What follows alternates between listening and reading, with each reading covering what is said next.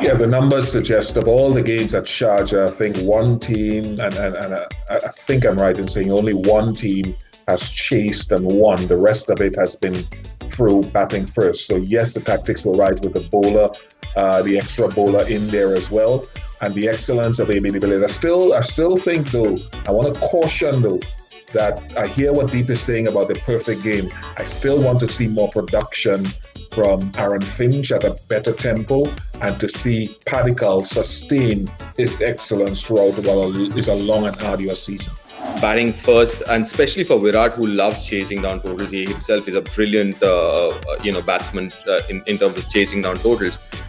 Batting first, assessing the conditions, and also picking that playing 11, as Bish just mentioned about, going in with an extra bowler on a batting friendly surface makes a lot of sense, but not too many people actually are going that route. So just trusting your batting unit to fire, and then giving a little bit of extra elbow room for your bowling unit.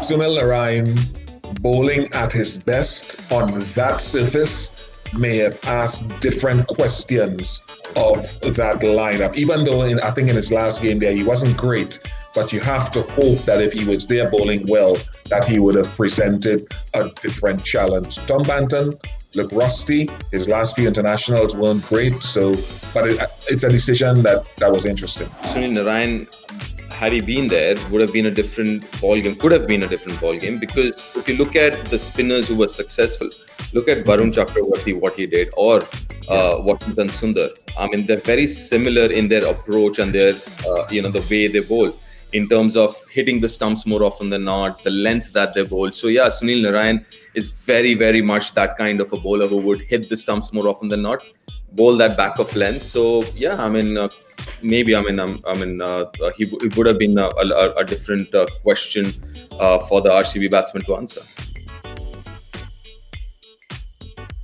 Was it mid-game when Finch said he should have got out early for ABD to come out earlier, a little earlier? Listen, I think you've got to understand and pace the innings. I mean, like I said, 194 was above par, but they were on course with that kind of a stand and with that kind of a batting order and batting lineup. All they need is a decent start, and then you have ABD, Virat, and Shivam Dubey, Chris Morris. I think Chris Morris made a big difference as well in that lineup as well. Yeah. I think you need that platform, which I think more often than not Padikkal and Finch has provided them with. I chose RCB as one of my teams to get to the Final Four. I'm not saying they're there yet, but they've played above my expectation here tonight. And I think it's because of that ABD innings and Chris Morris coming in. The greater use of Washington Sundar with the ball, I think, is having a positive effect on this RCB team, as belated as it was and has been for them. Yeah, and it's very interesting if you look at, I was just looking at their pitch map and their beehive, and all the spinners, they were hitting the stumps.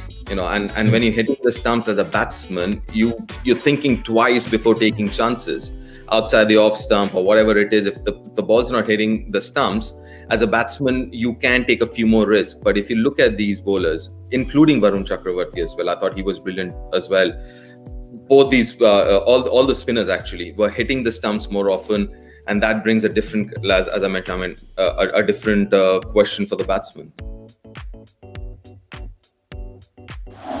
It's remarkable. It seriously is remarkable, because when he's playing like that, the other added benefit is that bowlers suddenly tighten up. We were bowling well to Virat, we were bowling well to Padikkal, we were kind of bowling reasonably well to Finch, who only struck at 127. And then suddenly this guy starts tailing it everywhere. We tighten up, we bowl deliveries that we shouldn't be bowling. That is the other aspect, apart from his spear skill, that ABD Villiers brings to a cricket field. I mean, when ABD is in that kind of form and that kind of mood, it's just not fair on the bowlers, to be honest. But the important part is RCB has to realize this was, like I said, a very, very good day at office. And KKR too has to realize it wasn't a good day at office and just get over this. I mean, RCB can't fall back on this. I mean, that's a great confidence booster for them. And for KKR, they need to just get over this. I mean, ABD was was phenomenal.